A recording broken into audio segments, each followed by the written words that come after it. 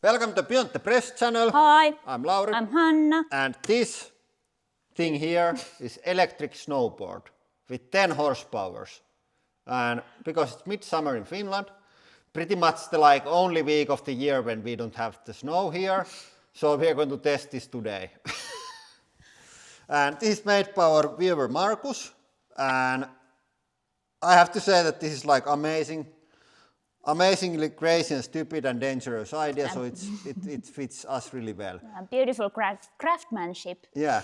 And this is just prototype, like proof of concept. And I can't snowboard at all. I have done maybe 10 minutes in my life, enough to realize that I can't do it, but luckily Hanna can. So I'm going to observe from the distance while Hanna tries to manage all this. You sacrifice me. Yeah.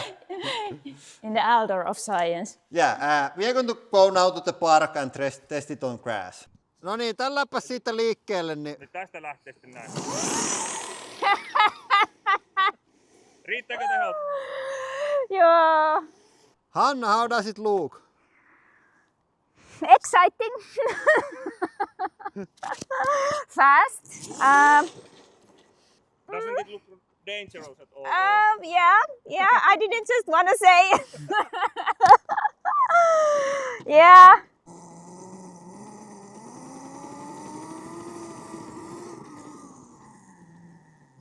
Yeah, it felt quite heavy and quite, miten sanotaan tommonen niinkon... Massive. Yeah, massive.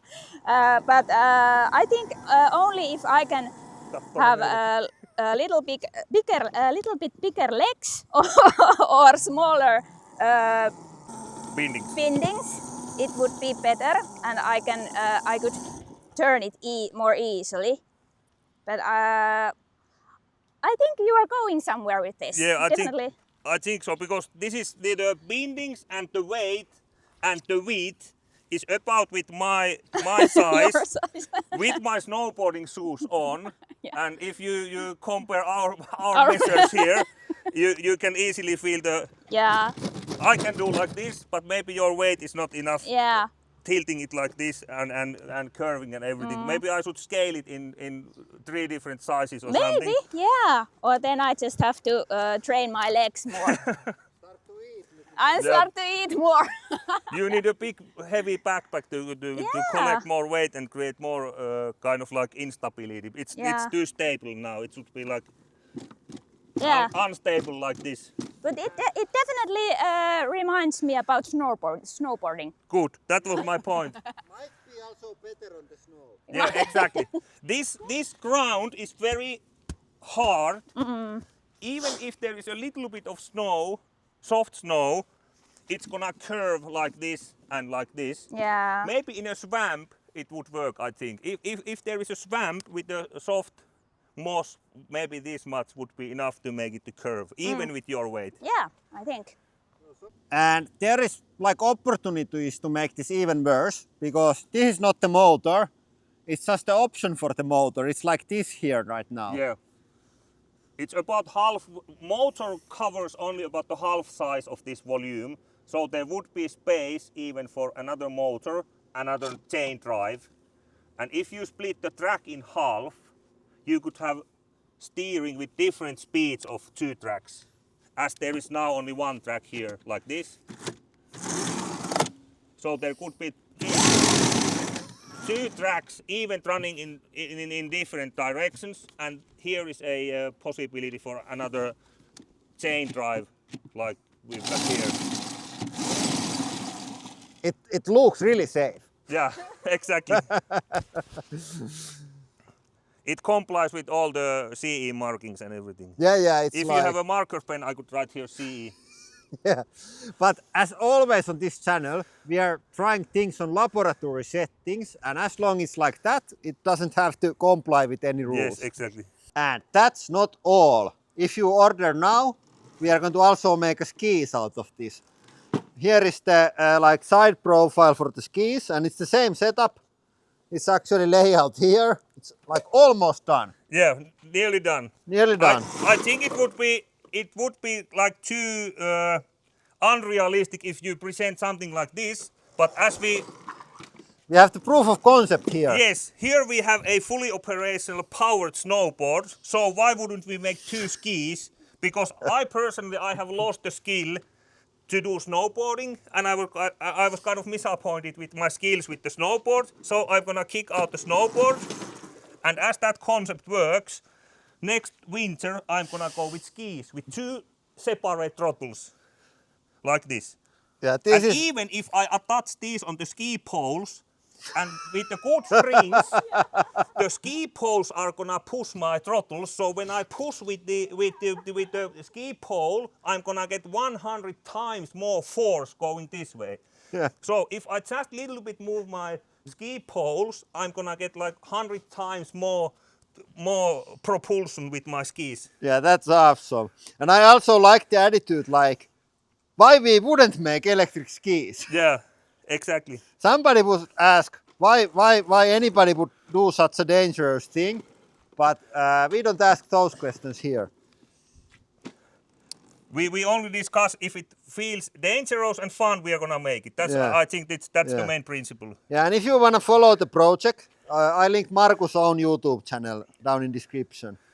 But we are going to definitely revisit this also on here during the winter. Yeah. Because I can like snowboard shit, but I can ski at like really Cool. So you're gonna be the test driver. Yeah. I have also my left knee is already made in hospital, so it has to be like really good. Yeah. Really And my good back for- has been fixed, so we've got good gear to do the Yeah. testing. And Hanna's wrists are both already broken, so it's like we are already like invalid, everybody here, so we are not going to lose anything. We are as mechanical inside as outside Yeah. our bodies. Yeah. Okay, and now we are going to do some science. We have two possible alloys for the skis. We have T6 and O2 out of 7075. And this should be hard as hell. Yeah. Maybe too hard and Yeah. fragile. And this is not as like hard. I think hard is wrong. Rigid. Yeah. Yeah, this bends easier, but this might crack. And we wanna see how it looks. And the most demanding situation for the skis is the thing when there is like small rock under the ski and you hit it with the speed. And we decided to simulate that by crushing our metal dies to the ski frame. And this T6 aluminum, it was very good. The ski is going to be more rigid when it's the full like assembly. Now it doesn't have the top cover on, so it's going to flex much more than it's going to flex on the final thing. But we pushed up to like 400 kilos with the dice before we got like any damage, and even then it was mainly the like whole structure of the ski that is missing, like the top surface, and also it's just like short piece of the ski. So the T6 aluminum is going to work nicely. And the other aluminum type that we tried, it was way softer and it's going to damage around like 200 kilos of force against sharp rock. So that's too weak for the skis. Okay, we are at our very own Swamp Mobility Research Center. Here is company headquarters. And here is the Swamp Center. And the chain came off from the snowboard or the swamp board. And we tried to find the like spring thing that keeps it together, but I didn't find it. So we are going to use the Finnish precision installation fine mechanical instrument. Luckily we found the chain itself and the connecting link. Hopefully I'm not gonna lose it again. And the figure 8 link, but only the C-clip is missing, but I hope the Fiskars will replace the need for the C-clip. Yeah, this is going to add some fine mechanical precision to components. That's going to keep them together. And then we are going to test it on the swamp.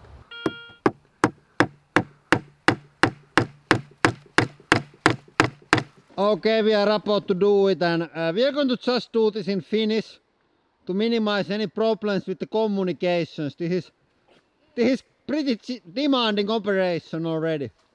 What? Here we are. Luckily no more than knee deep this swamp. I'm gonna lose my leg in the swamp. I'm stuck. Ow man. I'm gonna lose my sandal because there is a suction. Oh, no. There was a suction in the swamp. I nearly lost my sandal in the swamp suction because Yeah, so we are already lost the chain thing and sandal. Let's hope that the swamp doesn't take Hanna. Yep. Who got the idea to do this in swamp?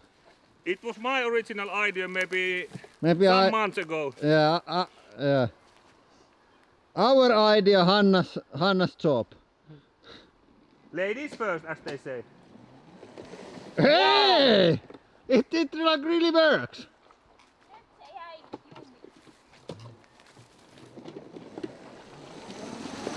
This is freaking amazing.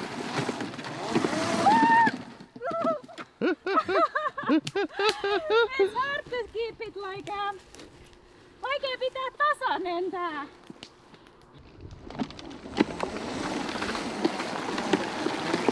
Tässä pitää olla huomattavasti enempi vauhtia. Se muuten toimii. Freaking amazing.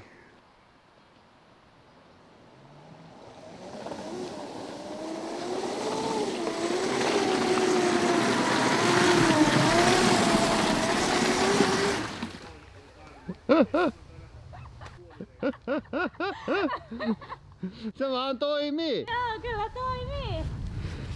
Okay, that's about it. Here is link to Markus' YouTube channel. More stuff about the board there if Markus ever gets out from there.